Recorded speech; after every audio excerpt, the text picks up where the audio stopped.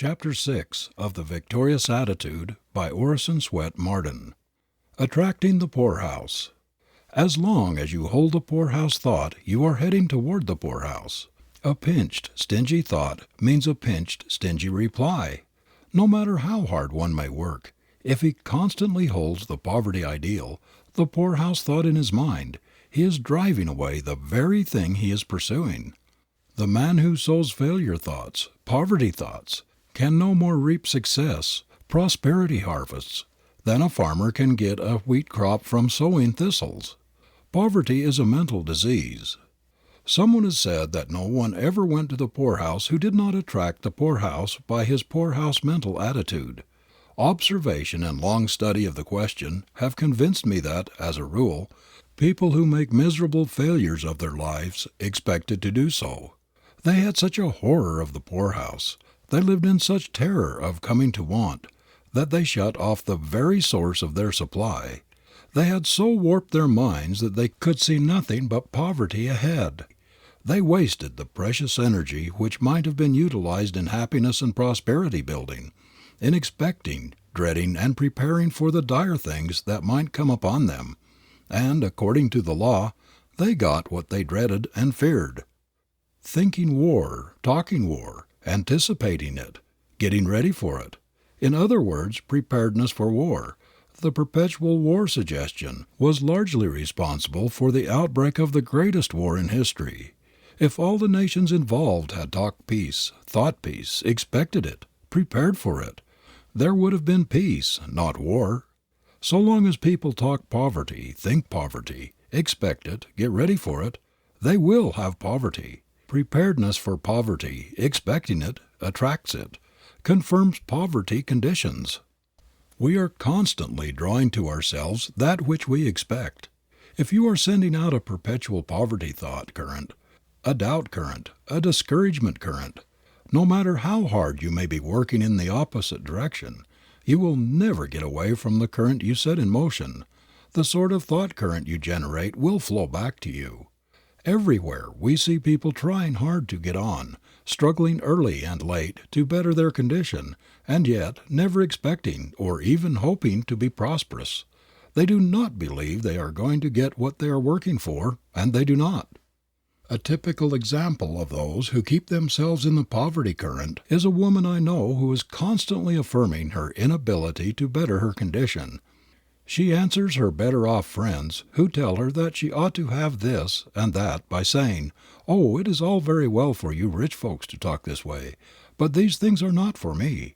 We have always been poor, and I suppose we always shall be. We can only have the bare necessities of life, and are fortunate if we get these. Of course, I might indulge in a little treat for myself and the children now and then, but that would be extravagant, and I must save for a rainy day." Now, I have no quarrel with people who save for a rainy day. It is the part of prudence to be prepared for all emergencies. It is a splendid thing to save for spending, for enjoyment in our later years. But people who begin early to provide for the rainy day, and who deny themselves every little pleasure and enjoyment for the sake of adding to this provision, fall into the habit of pinching themselves, and usually continue to do so through life. This woman limits her supply by her conviction that every cent she can spare must go to the rainy day fund, because she is always going to be poor. She assures herself and others that she is never going to have the things she would like to have, because of her poverty, and so she starves the lives of herself and her boy and girl in anticipation of a day of possible want. She is a type of a multitude of men and women who settle down to their poverty, become half reconciled to its limitations, and do not make a strenuous effort to get away from it. That is, they never dream of exercising their creative positive thought, but continue to live and to realize in their conditions the negative, destructive poverty thought. These are the people who are always saying they cannot afford things. They cannot afford to send the boy or girl to school or college this year. They cannot afford the necessary clothes or the needed vacation because of the rainy day, which, like a specter, rises at every feast, on every occasion when they try to get some enjoyment or satisfaction out of the present. They are always postponing things until next year, But this next year never comes, and the children never go to the academy or college, and they themselves never take the needed vacation, the travel in one's own country or the long-promised trip abroad. They keep forever postponing the enjoyment of the good things of life until they can afford it. And that time never comes for people of this apprehensive habit of mind, because they always want to lay up a little more for the future. I know a number of people well along in years who are still pinching themselves not only on the comforts but even on the necessities of life in anticipation of the possible rainy day, for which they are always planning. They make life one long continuous rainy day, and little realize that they often tend to create the need for which they are perpetually saving.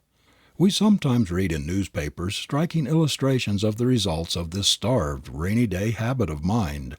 A New York daily recently reported a typical instance, that of an aged woman who had died alone in the slums of the metropolis.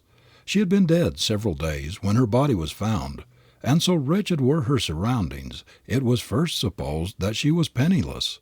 On investigation, however, it was found that the woman had in ready cash and in bank deposits almost $10,000.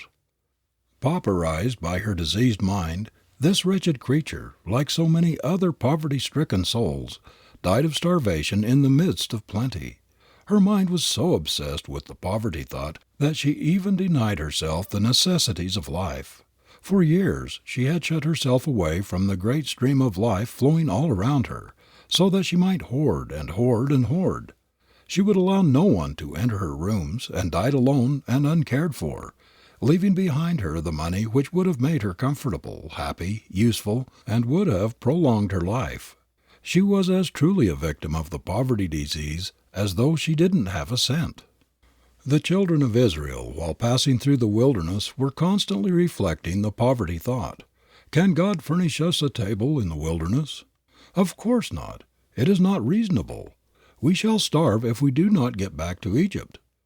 But for the faith of their great leader Moses in the power that led them, they would have gone back to Egypt, back to the slavery and poverty from which they had fled.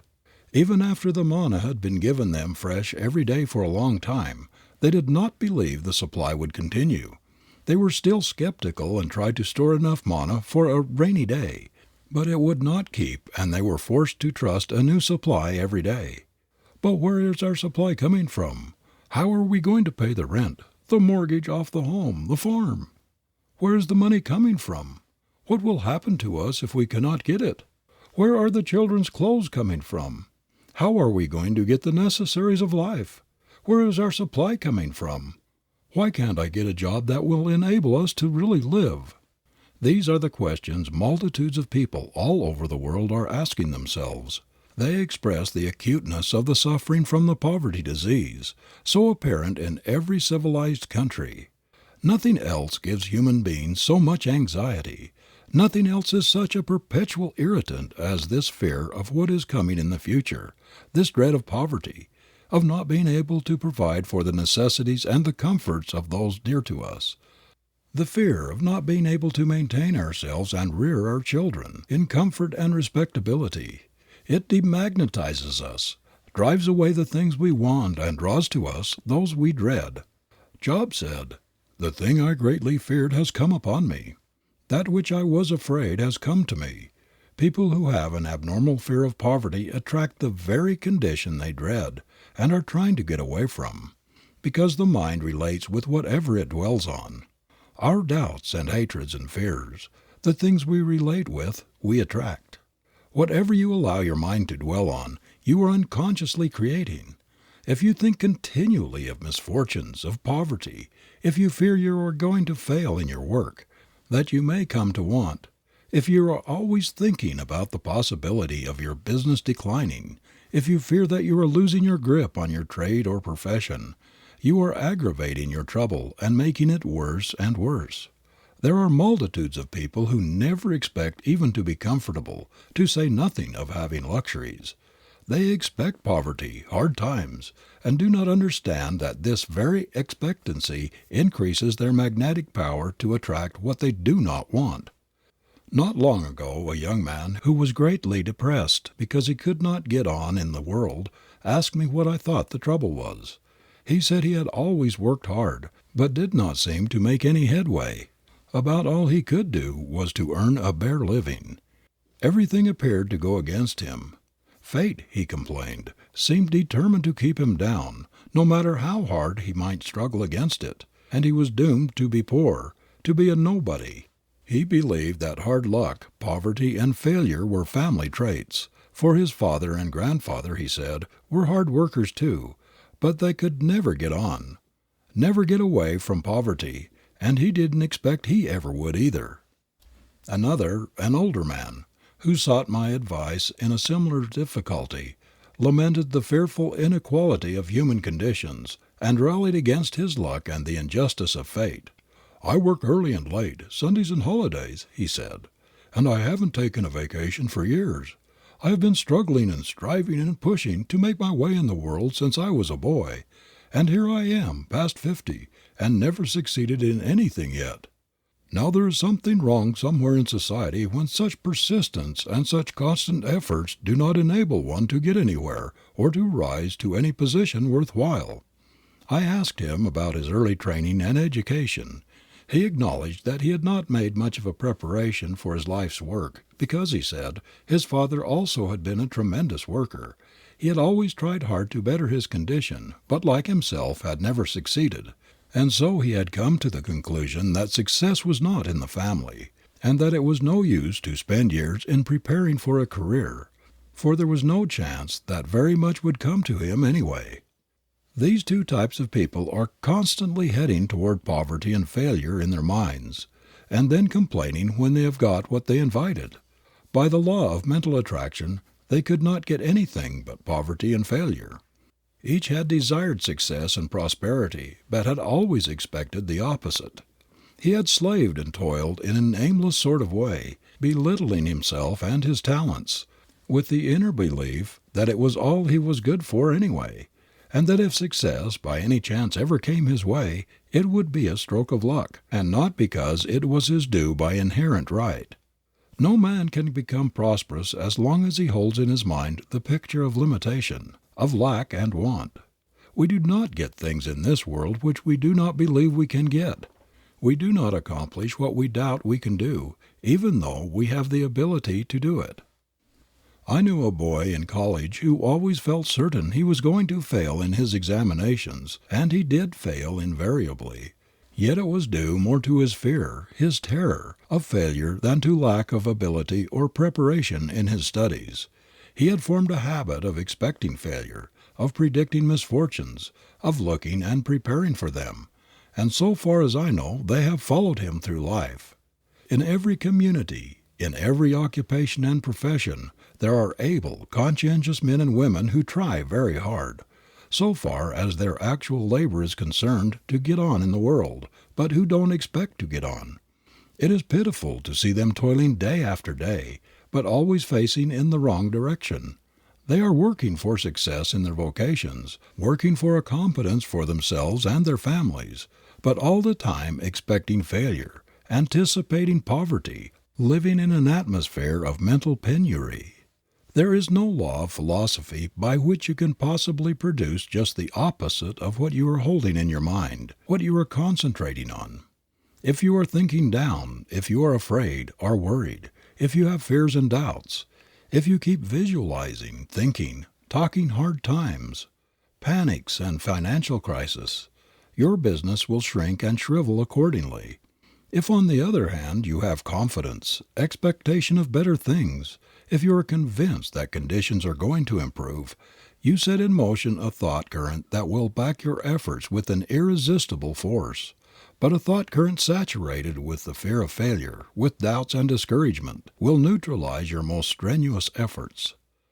Instead of starting on their active careers with the victorious attitude, with the idea that their careers are to be a triumphal march, many, if not the majority of youths, begin with the impression that they are not victory organized.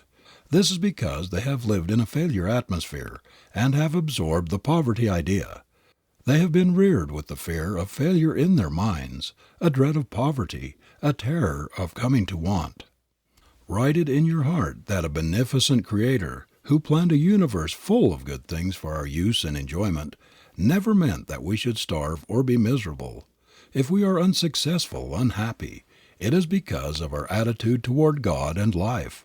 Most of us assume the position of beggars instead of that of children of an all-powerful Father, and we remain beggars to the end.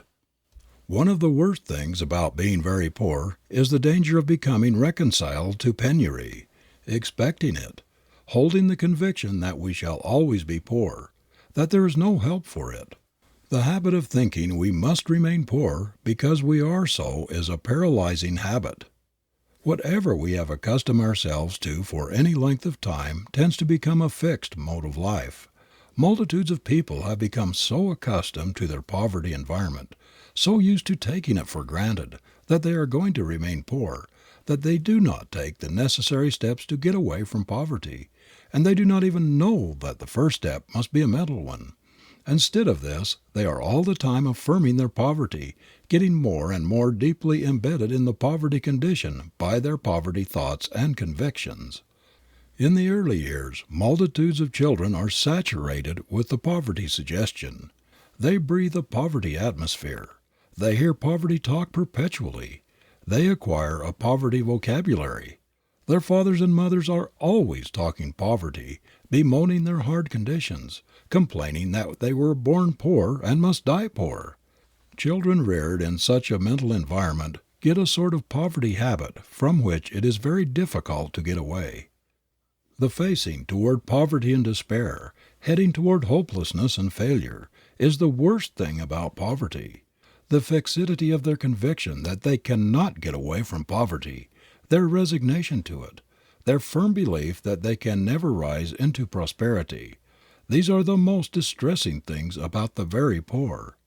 There is a tremendous difference between the prospects as well as the mental attitude, and the facial expression of a poor boy on a farm who dreams of the day when he can go to college, who pictures himself there, who believes with all his heart that his dream will be realized, and the prospects, the mental attitude and face of another boy similarly situated, who also longs for an education, but has abandoned all hope of ever going to college, or ever getting away from the grinding drudgery and monotony of the farm which he hates.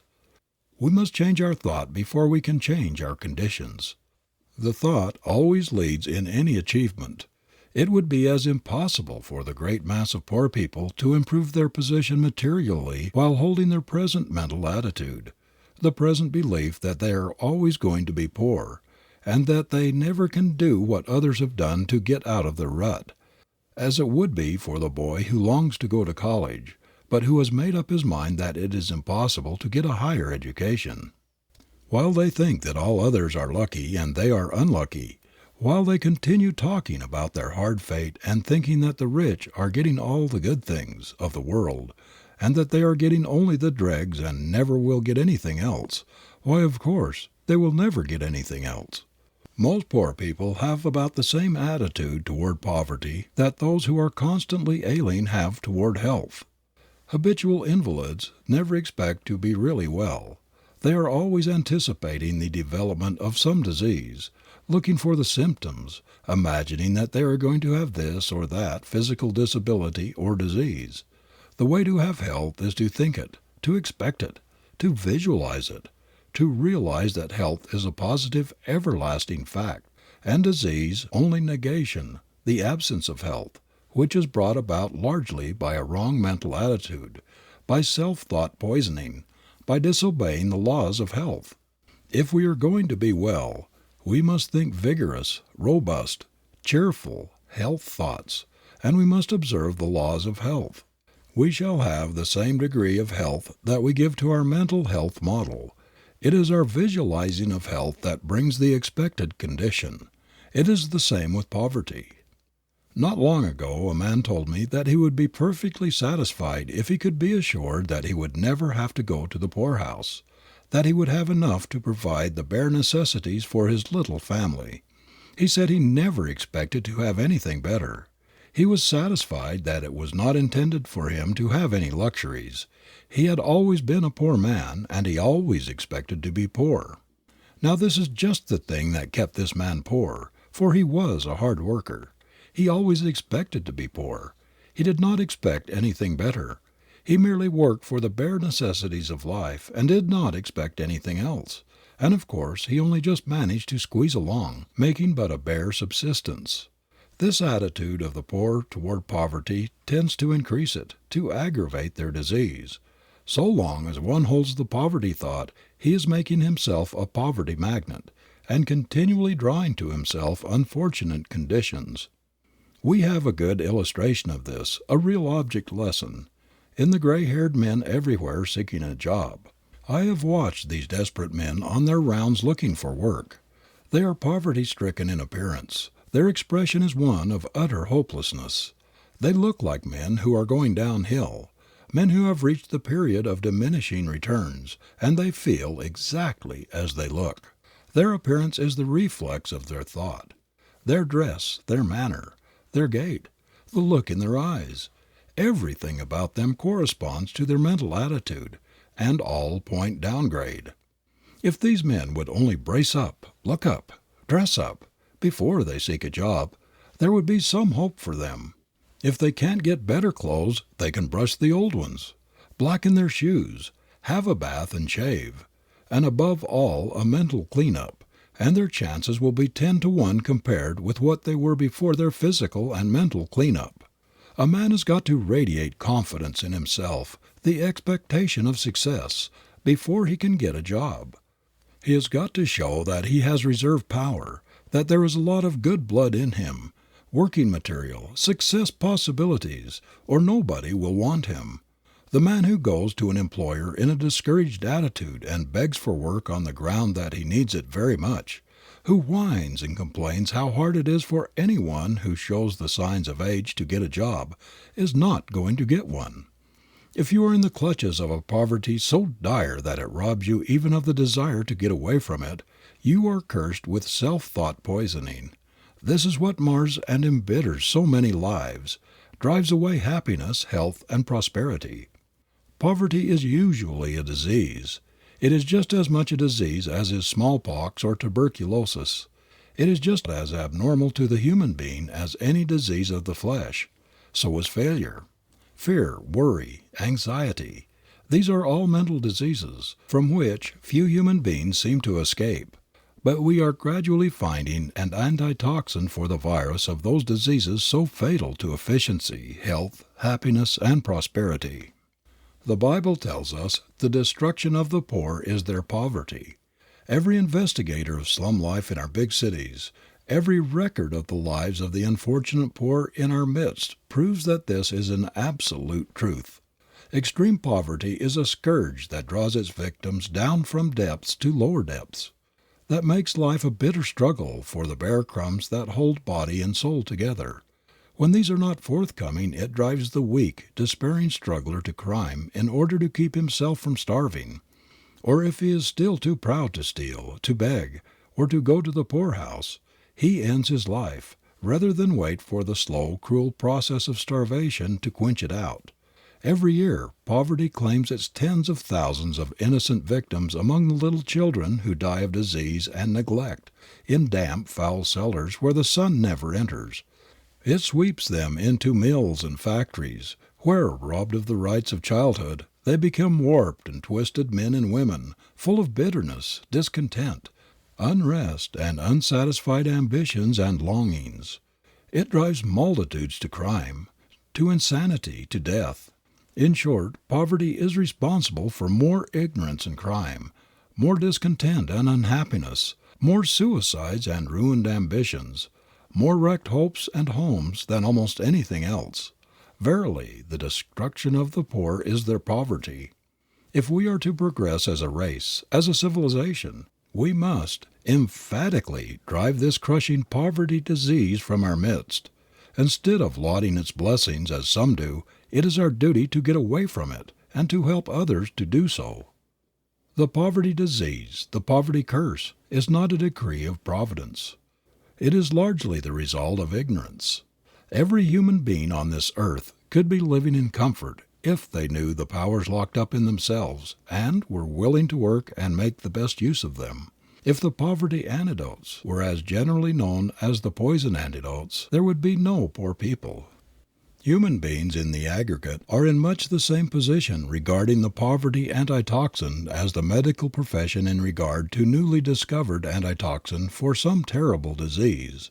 Physicians do not know how to apply it safely and effectively, and until practice has established its great value its use is limited.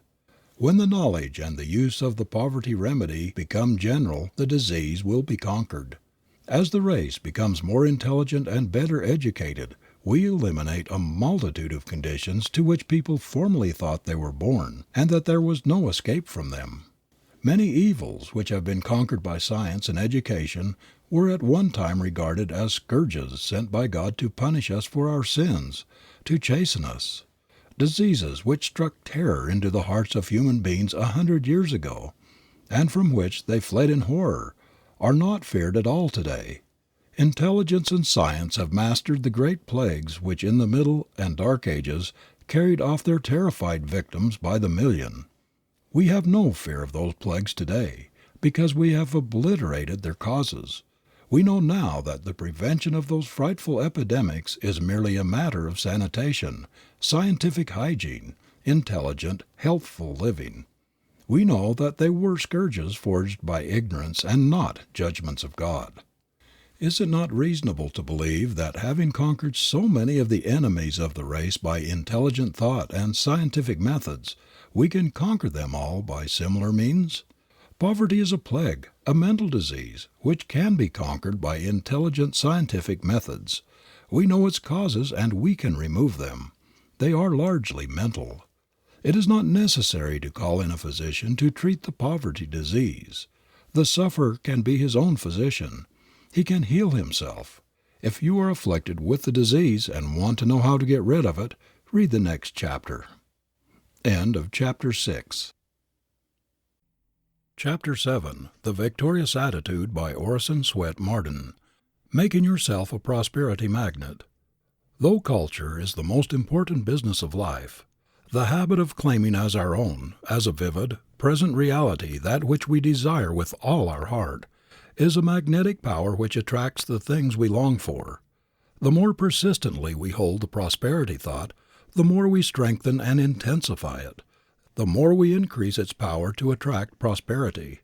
Thinking abundance, visualizing prosperity, will open up the mind and set the thought currents toward increasing supply. We are so made that about all we get in life is the reflex of what first flows out from us. Whatever thought you send out will draw to you in the material world a corresponding reality. Every human being is a magnet, the attractive power of which may be developed in any desired direction. Each one can so direct this power that he can draw to himself whatever he wills.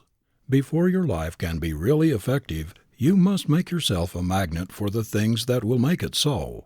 You must learn how to attract, how to draw to yourself all that will help you to succeed in your work, that will enable you to attain your ambitions. If poverty is holding you down, you can conquer it by making yourself a prosperity magnet. We are living in the midst of a stream of inexhaustible supply. It is one's own fault if he does not take from this stream whatever he needs. What we get in life we get by the law of attraction. Like attracts like. Whatever you may have managed to get together in this world, you have attracted by your mentality. You may say that you have earned these things, that you have bought them with your salary, the fruit of your endeavor. True, but your thought preceded your endeavor. Your mental plan went before your achievement. The mere changing of your mental attitude will very soon begin to change conditions. Your decision to face toward prosperity hereafter, to cultivate it, to make yourself a prosperity magnet, will tend to draw to you the things that will satisfy your ambition. The text, "He that hath a bountiful eye shall be blessed," is the expression of a fundamental truth. The pictures you make in your mind's eye, the thoughts you harbor are day by day building your outward conditions. They are the real forces working ceaselessly in the unseen, and the more you think and visualize favorable conditions, the more you increase your power to realize them. You make yourself a magnet for the thing you desire. This is a psychological law. If you want to become a prosperity magnet, you must not only think prosperity, but you must also turn your back resolutely on poverty. Begin today. Don't wait for tomorrow or next day. If you don't look prosperous, assume a prosperous appearance. Dress as far as possible like a prosperous man or woman. Walk like one. Act like one. Think in terms of prosperity. A mental healer could not cure a cancer by holding in his mind a picture of the hideous disease, with all its horrible appearances and symptoms. He must eliminate all this from his mind. He must see his patient whole, healthy, clean, just as God intended him to be, free from all disease. He must picture to himself the ideal man and declare his divinity. The same thing is true in curing yourself of poverty. You cannot do this as long as you hold poverty-stricken conditions in your mind. If you want to be prosperous, you must hold the prosperous thought, the prosperous picture in your mind. You must refuse to see or recognize poverty. You must not acknowledge it in your manner. You must erase all marks of it, not only from your mental attitude, but as far as possible from your appearance.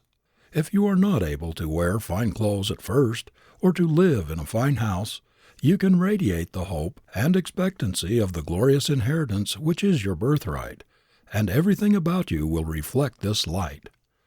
Prosperity begins in the mind. You must lay its foundations in your thoughts. Surround yourself with a prosperity atmosphere. In other words, you will build into your environment, into your life, whatever dwells in your mind. We hear of some people that they are always lucky. Everything seems to come their way. Things come their way because there are invisible thought forces radiating from their minds toward the goal they have set for themselves. Things fall in line and come our way just in proportion to the force and velocity of the thought forces we project. Thinking better things might be called the first aid to the poor. To picture yourself as prosperous, living in a comfortable home, wearing good clothes, surrounded with the refinements of life, in a position to do your best work and the service of mankind, this is to put yourself into the current that runs successward. It is a strange thing that most of us believe the Creator will help us in everything but our financial troubles. We seem to think that it is in some way almost sacrilegious to call upon Him for money to meet our needs. We may ask for comfort, for solace in our afflictions, for the assuaging of our griefs and the healing of our diseases. But to implore God to help us to pay the rent, to pay off the mortgage on the home or the farm, does not seem quite right. Yet we know perfectly well that every mouthful of food we eat, the material for the clothing we wear and for the houses we live in, every breath we breathe must come from this divine source of infinite supply. If the sun were to be blotted out, or to cease to send its magic rays to the earth, in a few days there would not be a single living thing on the globe. Not a human being, not an animal could exist without it. Not a tree, not a plant, not a flower, no fruits, no vegetables, no grass, nothing green. No vegetable life would be possible. Without the sun's energizing power all life would cease on this planet. It would be as cold, barren, and lifeless as on the moon. The Creator is the builder and provider of the universe. Everything we have comes from Him, and without the supply which flows from His abundance, we could not live a single instant.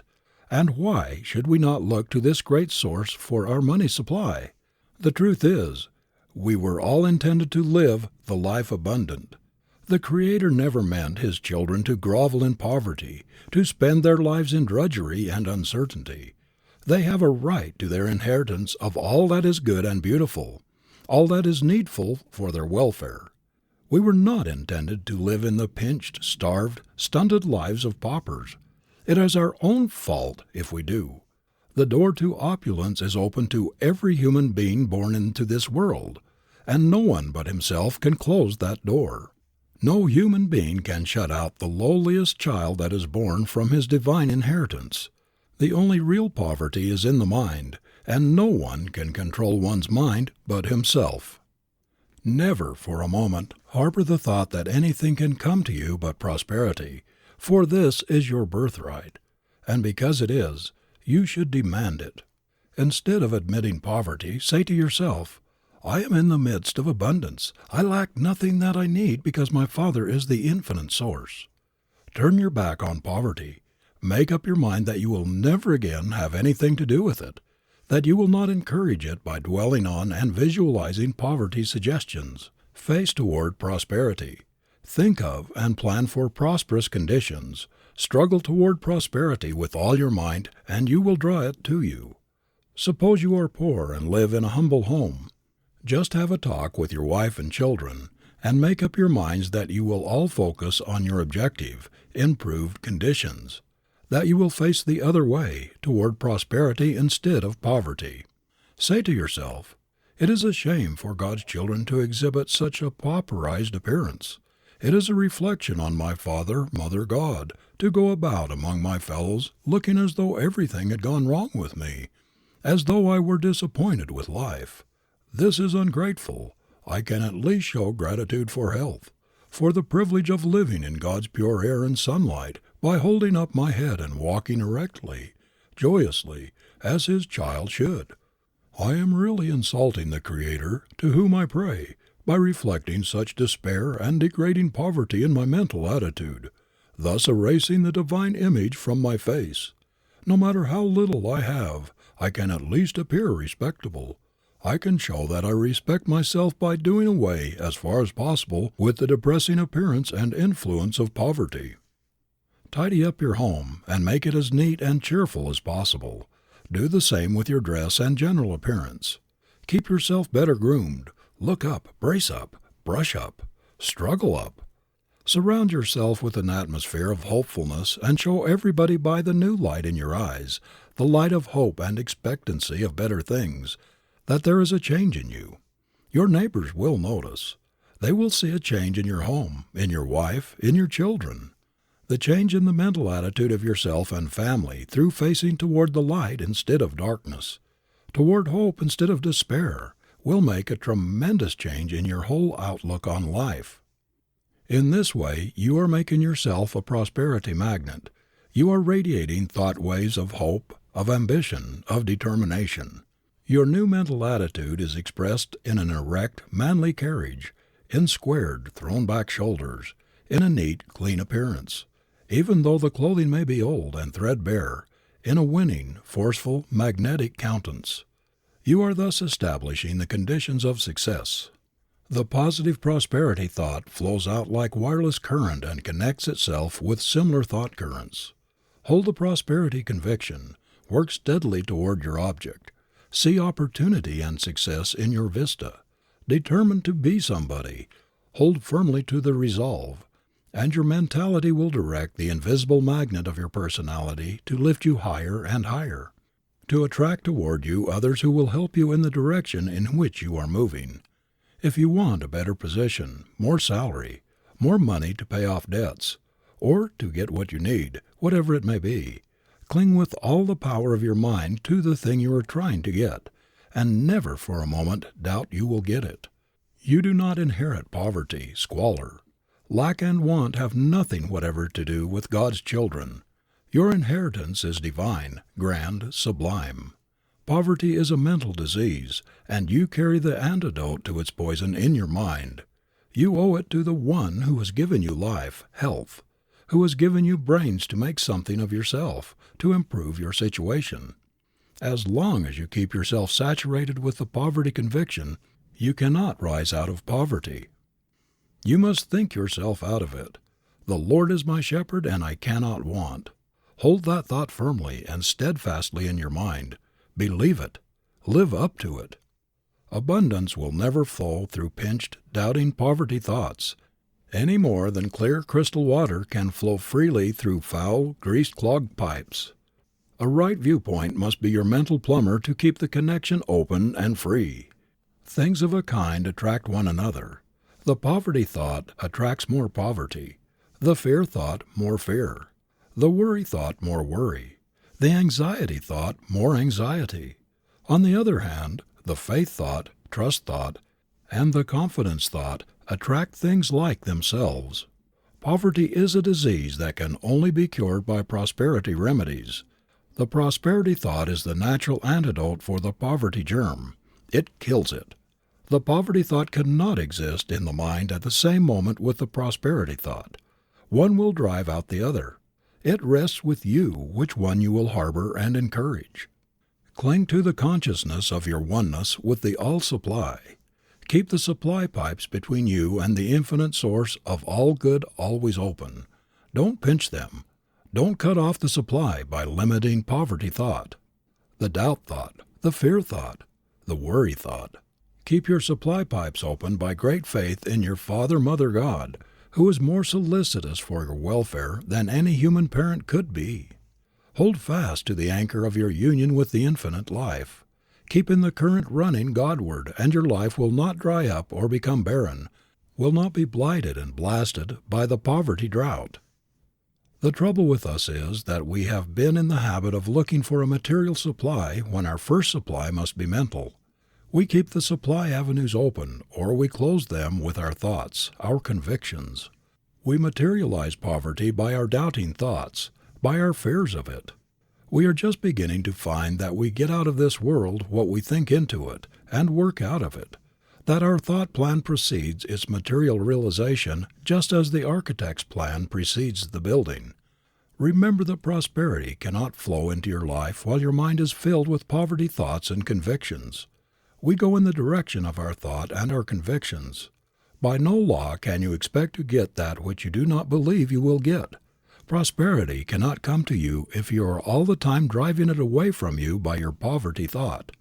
You must think in a positive, determined way that you are going to succeed in whatever you desire to do or to be before you can expect success. That is the first condition by which you make yourself a magnet for the thing you are after. It doesn't matter whether it is work or money, a better position or health, or whatever else it is, your thoughts about it must be positive, clean-cut, decisive, persistent. No weak, wobbly, "Perhaps I may get it," or "Maybe it will come sometime," or "I wonder if I shall get this," or "if I can do that" sort of thought will ever help you get anything in this world or the next. When young John Wanamaker started with a push cart to deliver his first sale of clothing, he turned on a positive current toward a merchant printship. As he passed big clothing stores, he pictured himself as a great merchant, owner of a much bigger establishment than any of those he saw, and he did not neutralize or weaken this thought current by all sorts of doubts or fears as to the possibility of reaching the goal of his ambition. Most people think too much about blindly forcing themselves ahead.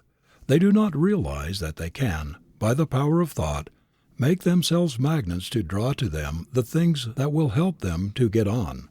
Wanamaker attracted to himself the forces that make a merchant prince. Every step he took was forward, to match the vision of his advance with its reality. Marshall Field projected himself mentally out of a little country store into a clerkship in Chicago.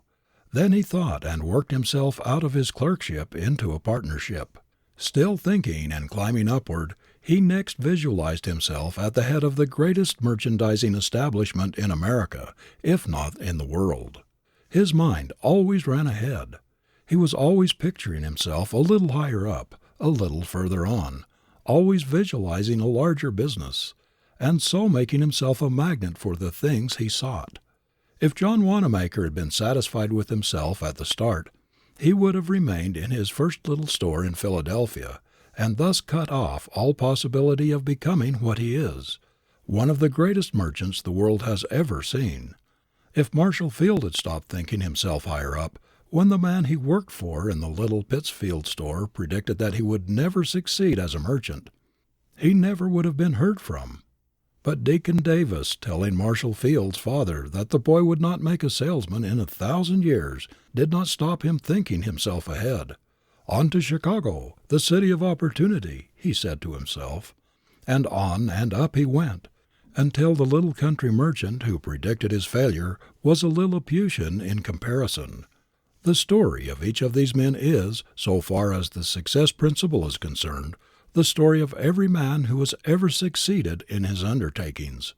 They may not have been conscious of the law underlying their methods, but they worked in unison with it, and hence succeeded. The same thing is true of Andrew Carnegie, and all of the millionaires and self-made men among us who have raised themselves from poor boys to the ownership of colossal fortunes, or to commanding positions in some phase of the world's activities. Anyone who makes the accumulation of a fortune his chief goal, and who has grit, determination, willpower, and sufficient faith in himself to stick to his purpose, will get there. But long before the youth who chooses such a goal has reached it, he will have dwarfed his manhood and shriveled his soul. To get away from poverty is one thing.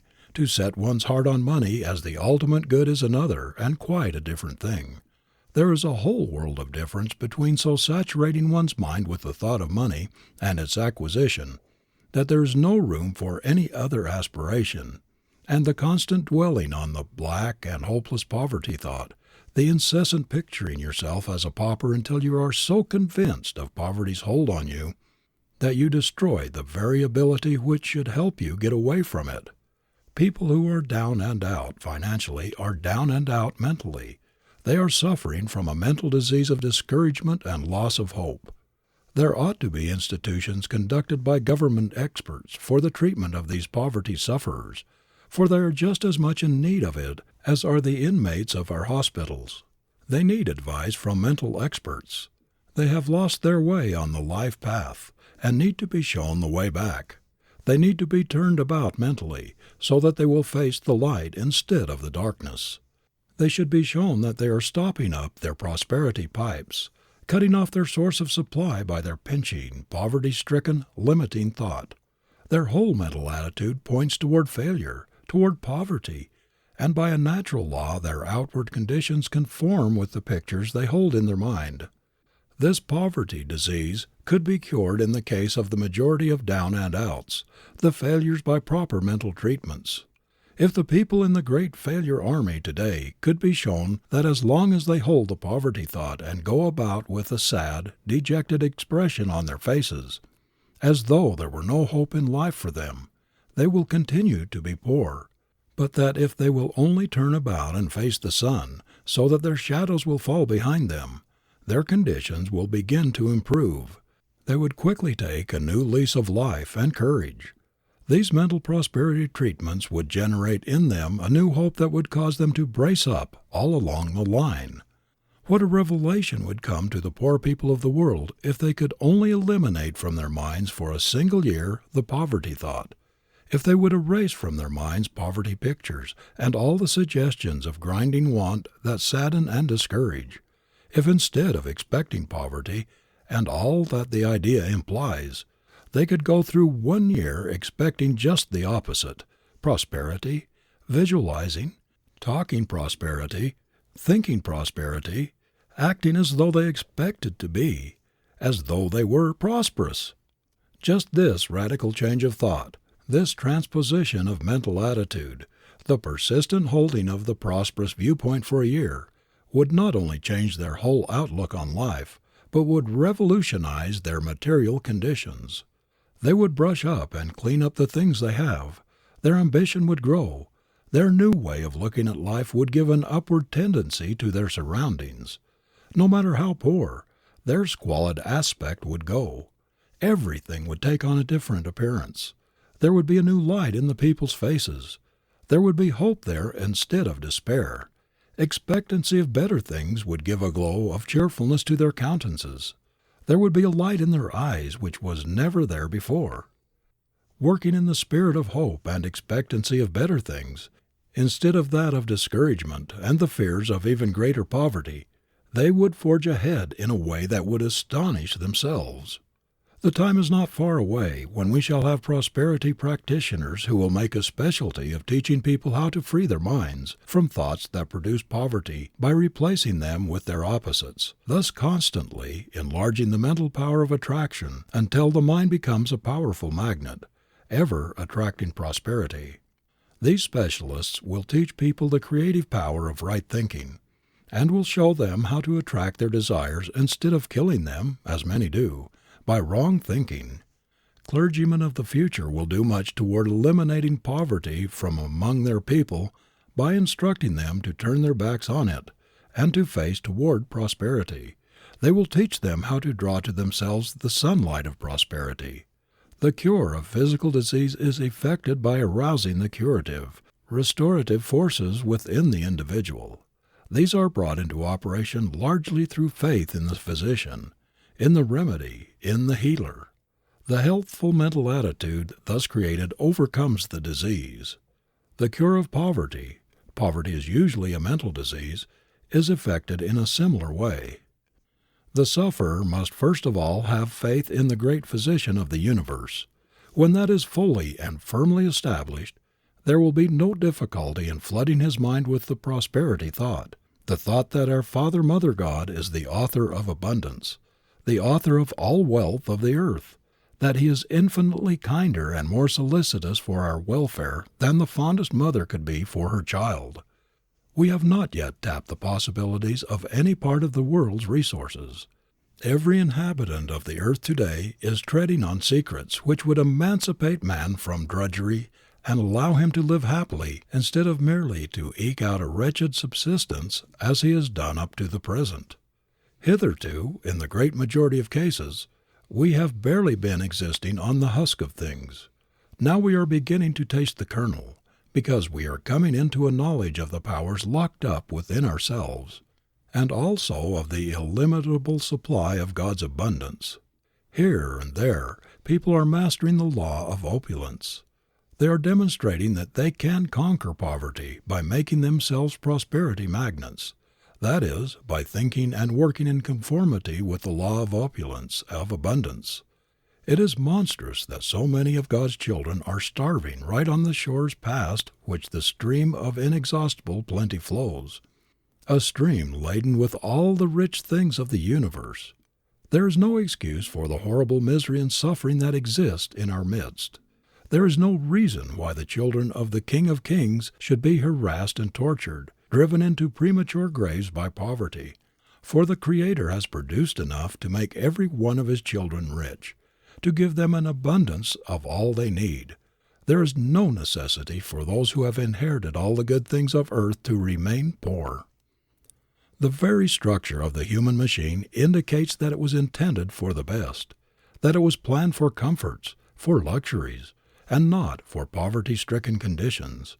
If we could only realize the far-reaching influence of always expecting the best to come to us, always expecting opulence, success, we would never allow ourselves to be dominated by the black pictures of poverty and failure. If everyone who is suffering from the limitations and humiliations imposed by a grinding poverty would proceed to establish the prosperity habit along the lines suggested, they would, by continually holding the prosperous thought, convince the subconscious self that we were made to be successful, that prosperity belongs to us. We should soon sight the millennium. When we affirm our divinity and claim our heritage, when we realize that our birthright keeps us in touch with the very source of all supply, when we know that it was never intended that God's children should be poor or go hungry, that it was never intended that they should live in poverty-stricken conditions, then we shall have struck the very basic principle of prosperity. Hold the victorious attitude toward life and you will overcome all unfavorable conditions. End of Chapter 7. Chapter 8. The Victorious Attitude by Orison Swett Marden. The Suggestion of Inferiority. As the initials which boys cut in the bark of a sapling become great, ugly scars on the grown tree, so the suggestions of inferiority etched upon the young mind become great ugly scars in the life of the adult. You may succeed when others do not believe in you, when everybody else denounces you even, but never when you do not believe in yourself. In olden times criminals, fugitives from justice, and slaves were branded.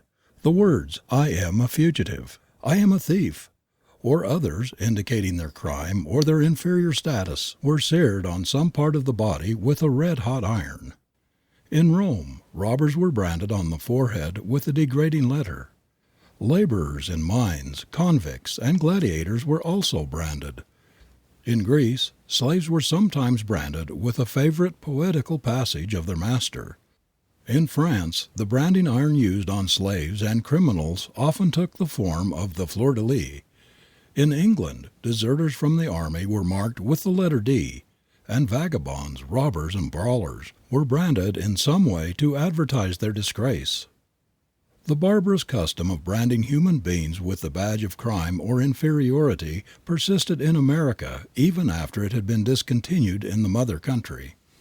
Hawthorne's The Scarlet Letter gives us a vivid picture of the suffering inflicted on the moral delinquent by Puritan moralists in colonial days. The tragic heroine, Hester Prynne, is never allowed to forget her sin. The sinister scarlet letter with which she is branded proclaims her shame to everyone she meets. While long after the colonial period, up to the time of their emancipation, slaves were branded in Christian America with the initials of their owners, as they were in pagan Greece and Rome. The mere idea of this stamping human beings with an indelible badge of disgrace, of inferiority, shocks us moderns. Yet we do not hesitate to mark people today with the scarlet letter of outlawry, the brand of ostracism. We put the criminal badge on our prisoners by shaving their heads and clothing them in stripes, thus perpetually keeping before them the suggestion that they are criminals, outlaws, apart from their kind. We even carry branding into our homes. In order to satisfy our cheap vanity, we force our domestic workers to wear as a mark of inferiority a distinctive livery to remind them that they are menials, a lower grade of being than ourselves. As a matter of fact, if it were not for these branding distinctions, the maid would, in many instances, be taken for the mistress and the valet for the master, whom they far outrank both in appearance and character. There are certain inalienable rights which human beings inherit from their Maker, rights which no fellow being, no human law or authority is justified in taking away. No matter what offense a person may commit against society, we have no right to degrade him below the level of a human being. We have no right so to bombard him with the suggestion of degradation, of inferiority, that we are almost certain to make him less than man, to lower his estimate of himself to such a degree that we rob him of the power even to attempt to regain his self-respect and his position in society. We have no right to insist that those who work for us shall wear a badge of inferiority. We have no right to thrust the suggestion of inferiority perpetually into the mind of any human being. One of the greatest injuries we can inflict on anyone is to convince him that he is a nobody, that he has no possibilities, and will never amount to anything. The suggestion of inferiority is responsible for more blighted ambitions, more stunted lives, more failures, more misery and unhappiness than almost any other single cause. Just as the constant dripping of water will wear away stone, so the constant iteration of a statement will cause its acceptance by the average person. Even though the facts may be opposed to it, a constant suggestion presented to the mind impresses us in spite of ourselves and tends to a conviction of its truth. When the weight of the Civil War was nearly crushing Lincoln, when it was the fashion to denounce and criticize and condemn him, when he was being caricatured as a hideous monster in the jingo press all over the world, one day, walking on the floor of the White House, he was overheard saying to himself, "Abe Lincoln, are you a dog or are you a man?" During these dark days it would appear that Lincoln sometimes had a doubt as to whether he was really the man his closest friends knew him to be, or the one an antagonistic press pictured him. The curse of the inferiority suggestion not only tends to destroy our faith in ourselves, but it often makes even the innocent take on the appearance of guilt. When Lieutenant Dreyfus, through a foul conspiracy, was convicted of the crime of treason against France, he showed outwardly all the manifestations of guilt. When stripped, in the presence of a vast multitude, in a public square in Paris, of all his insignia of rank as an officer in the army of France, the epaulets and buttons being cut from his uniform and his sword broken, although conscious of his innocence of the crime imputed to him, he actually looked like the guilty thing he was accused of being. and all but a very few close friends in the vast concourse that witnessed his public disgrace believed that even his appearance corroborated his guilt. The brain of the unfortunate Dreyfus was a wireless receiving station for the hatred, the contempt of millions of people who believed they were looking at a vile traitor who had sold valuable military secrets to Germany. We are all influenced for good or ill by suggestion, but children and young people are peculiarly susceptible to it.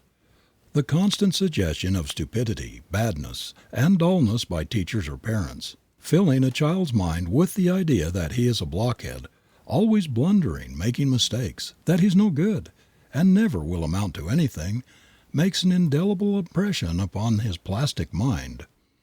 The child naturally looks upon its parents and teachers and accepts what they say as truth. He has implicit faith in their superior knowledge and experience, which seem wonderful to him, and when they tell him he is stupid, dull, slow, or bad, he takes what they say for granted. He makes up his mind that since they say so, he must be a blockhead, and that they are right in thinking he is no good and never will amount to anything. It is criminal for a parent or a teacher to brand a child as dull, stupid, bad, to tell him that there is nothing in him, and that he will never be anybody or amount to anything in life. The effect on a sensitive child is disastrous. Thousands of boys and girls have been stunted mentally, their careers handicapped, and in some instances completely ruined by such cruel suggestions of inferiority. I have known men who kept taunting their sons with what they called their imbecility and stupidity until the lads came to believe that they were partial idiots and could not possibly make anything of themselves. Many of them never did, because they were unable to overcome the conviction of inferiority impressed upon them by their fathers. I remember one quite pathetic instance of a sensitive boy whose slightest mistake evoked a volley of abuse from his father. He would tell him that he was not half-baked, that he was an imbecile, a blockhead, a blunderer, a hopeless good-for-nothing. The little fellow so completely lost faith in himself and became so cowed that he hardly dared look people in the face. He could not be induced to enter his home when there were callers or guests present. He would slink away and hide himself in the shed or barn until they had gone. In fact, he became so morbid that he shrank from association even with other boys and the neighbors whom he had known from babyhood. The boy really had a fine mind, and when the death of his father threw him on his own resources, he managed, by sheer will force and dogged persistence, to succeed in making an honorable place in life. But he has never been able to get away from the early conviction of his inferiority, of his lack of ability compared with others around him. All his later life has been handicapped by those pernicious suggestions. Whenever he is asked to assume any responsibility, to take a place on a committee or a board, to speak in public or make himself prominent in any way, these boyhood mental pictures of his good-for-nothingness rise before him like terrifying ghosts and seriously cripple or paralyze his efforts. He has always felt that there is some grave defect in his nature, and that, try as he may, he cannot entirely overcome his handicap. This crippling, cramping, defective image of himself impressed on this man in childhood and youth has robbed him of much of the best in life, of all the joy and exhilaration that come from spontaneity, from the free, unshackled expression of oneself, of all one's faculties. Children are affected by praise or blame just as animals are. It is easy to kill the spirit of a dog by abuse and ill treatment, so that in a short time he will slink about with his tail between his legs, look guilty and self-depreciatory. In short, he will take on all the appearance of a whipped cur. Thoroughbred horse trainers say that after a horse has been beaten or abused a few times, he loses confidence in himself. His spirit is broken, and when he sees the other horses getting neck and neck with him, or perhaps gaining on him a little, he is likely to give up the race. The destruction of self-confidence has caused many a youth with the talent qualities of a thoroughbred to fail in life's great race. There are thousands and thousands of boys who do not develop quickly. Their brains are strong and capable, but they work slowly, and as a consequence, the boys are misjudged and misunderstood by parents and teachers alike. In other instances, the stupidity and dullness for which children are berated are only apparent. They are often the result of timidity, shyness, excessive self-consciousness. The youngsters do not dare to assert themselves. Especially is this true in families where the parental rule is stern and repressive. The children are afraid to speak aloud or to express themselves in any way. The suggestion of inferiority deepens this defect till it becomes a mania. Many of the tragedies of the pernicious ranking system by examinations in our public schools and colleges are the result of an acute sense of inferiority. Every year, quite a number of public school pupils and students in academies and colleges suffer nervous breakdown, become insane, or commit suicide because they fail to pass their examinations. Chagrin and humiliation at the sense of inferiority suggested by their failure unbalances them. In most of those cases, lack of self-confidence, not lack of ability, is the cause of failure. You may say this is foolishness, but it is true. And if the suggestion of inferiority is powerful enough to drive young people to suicide, certainly the opposite, the suggestion of superiority, would multiply the youth's ability and work a miracle in his career. A child should never hear the slightest hint to the effect that he is in any way inferior. Its whole training should tend to develop faith, confidence in himself, in his powers, in his great possibilities. As the twig is bent, the tree is inclined. The child who is impressed with its tender formative stage with the idea of its inferiority suffers a wrong for which nothing in the after years can compensate. Many young employees, especially if they are at all sensitive, are irreparably injured by nagging, fault-finding employers, who are constantly reminding them of their shortcomings, scolding them for every trivial mistake, and never giving them a word of praise or encouragement, no matter how creditable their work or how well they deserve it. Enthusiasm is the very soul of success, and one cannot be enthusiastic about his work. He cannot take continued pride in it if he is constantly being told that it is no good, that it is in fact disgracefully bad, that he should be ashamed of himself, that he ought to quit if he can't do better. This fault-finding and continual suggestion of inferiority has ruined many a life. A young writer, for instance, gets a serious setback in his early efforts because of severe criticism, an unqualified condemnation of his first book by a reviewer, or the return of his initial manuscript, with an editor's sneering suggestion that he has made a mistake in his calling. Harsh critics, editors, and book reviewers have deterred many young writers from developing their talent. The fear of further criticism or humiliation, of being called foolish, dull, or stupid, has blighted in the bud the career of many talented young people who under encouragement might have done splendid work. If he is of a sensitive nature, even though he really have great ability, such rebuffs often so dishearten him that he never has the confidence to try again. In the same way, many a possible clergyman or orator has been discouraged by the early failure and the humiliation of ridicule. In other words, unless a youth is made of very strong material and has a lot of pluck and indomitable grit, the suggestion of inferiority, perpetual nagging and discouragement may seriously mar his career. If instead of carping and harping on the little faults and mistakes of those under their jurisdiction and prophesying of their utter failure and ruin, parents, teachers, employers, and others in responsible positions would recognize and appreciate laudable qualities, there would be less misery and crime in the world, fewer human failures and wrecks. The perpetual suggestion of inferiority holds more people back from doing what they are capable of than almost anything else. In the Old World, China, Japan, India, in England and other European countries, for example, who can measure the harm it has done in the form of caste? Think of what superb men and women have been held down all their lives, kept in menial positions, because they were reared in the belief that once a servant, always a servant, that because their parents were menials, they must also be menials. What splendid brains and fine personalities we see serving in hotels, restaurants, and private households in Europe, often much superior to the proprietors themselves. Saturated with the idea that the son must follow the father's footsteps, though they may be infinitely superior in natural ability to those they serve, these men remain waiters, butlers, coachmen, gardeners, or humble employees of some sort. No matter what talents they possess, they are held in leash by the ingrained conviction of generations that the accident of birth has decided their position in life.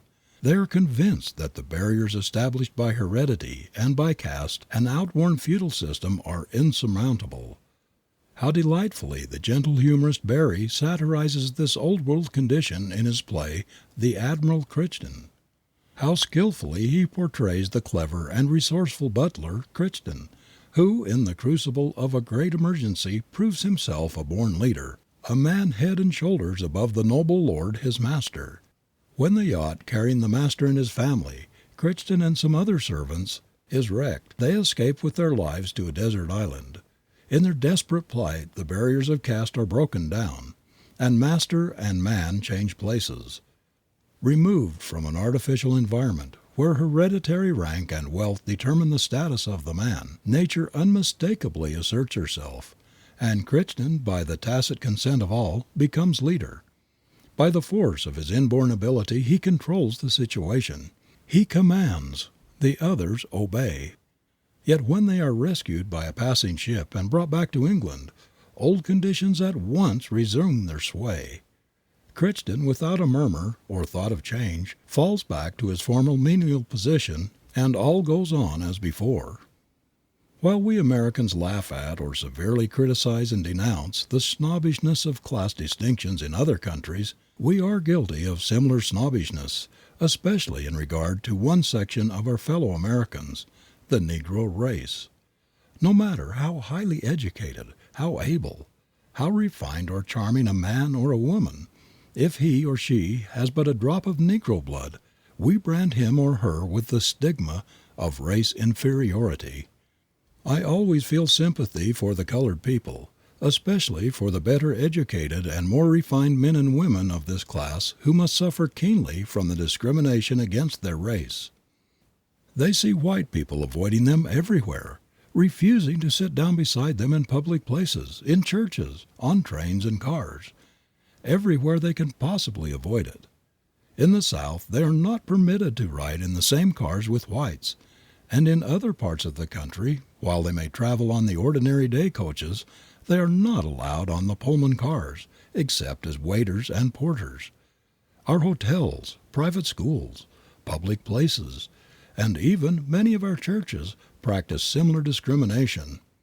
The churches pretend to draw no color lines, but by their attitude most of them practically do so.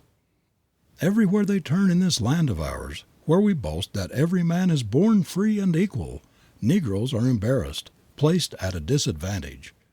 In all sorts of ways white people are constantly humiliating them, reminding them that they belong to an inferior race, and that they take their places according to the valuation of those born to more favorable condition. This constant suggestion of inferiority has done much to keep the colored race back, because it has added tremendously to their sense of real or fancied inferiority, and has been a discouragement to their efforts to make themselves the equals of those who look down upon them. We cannot help being influenced by other people's opinion of us. It makes us, according to its nature, think more or less of ourselves, of our ability. We are similarly affected by our environment. We unconsciously take on the superiority or inferiority of our surroundings. Employees who work in cheap, shoddy stores or factories soon become tagged all over with the marks of inferiority, the cheap John methods employed in the establishments in which they work and spend their days. If the employees in a store like Tiffany's or Altman's, for example, were to be mixed up with those of some of the cheap, shoddy New York stores, it would not take much discernment to pick out the worker in the superior environment from the one in the inferior. To spend one's best years selling cheap, shoddy merchandise will inevitably leave its mark on those who do so. Even though we may struggle against it, we are unconsciously guided by the quality of our occupation, the character of the concerns for which we work. In making your life choice, avoid as you would poison shoddy, fakey concerns which have no standing in their community. Keep away from occupations that have a demoralizing tendency. Every suggestion of inferiority is contagious and helps to swerve the life from its possibilities. Every influence in our environment is a suggestion which becomes part of us. If we live with people who lack ambition, who are slovenly, slipshod, or with people of loose morals, of low-flying ideals, we tend to reflect their qualities. If we mingle much with those who use slangy, vulgar, incorrect English, people who are not careful about their manners or their expression, these things will reappear in our own conversation and manners. If we read inferior books or associate with perpetual failures, with people who botch their work and botch their lives, our own standards will suffer from the contagion. It does not matter whether inferiority relates to manner, to work, to conversation, to companions, to thought habits, wherever it occurs. Its tendency is to pull down all standards and to cut down the average of achievement. We are all living sensitive plates on which the example, the thoughts and suggestions of others, our own thoughts and habits, our associations and surroundings indelibly etch themselves. I wish I could burn into the consciousness of every person who wants to make a success of life that he cannot do so while he associates himself with inferiority and harbors a low estimate of himself. Get away from both. Have nothing to do with them. If you are a victim of the inferiority suggestion, deny the suggestion. Drive it from your mind as the greatest enemy of your welfare. You can only do what you think you can. If you hold in mind a cheap, discreditable picture of yourself, if you doubt your efficiency, you are shackled. You are not free to express yourself. You erect a barrier between yourself and the power that achieves. The mere mental acknowledgement or feeling that you are weak, inefficient, is contagious. It is sensed by other people, and their thought is added to yours in undermining your self-confidence, which is the bulwark of achievement. No matter what others say or think of you, always hold in mind the lofty ideal of yourself, a picture of your own efficiency. Never allow yourself to doubt your ability to do what you undertake. You cannot be inferior, because you are made in God's image. You can, if you will, take a masterpiece of your life, because it is part of His plan that you should. End of chapter 8.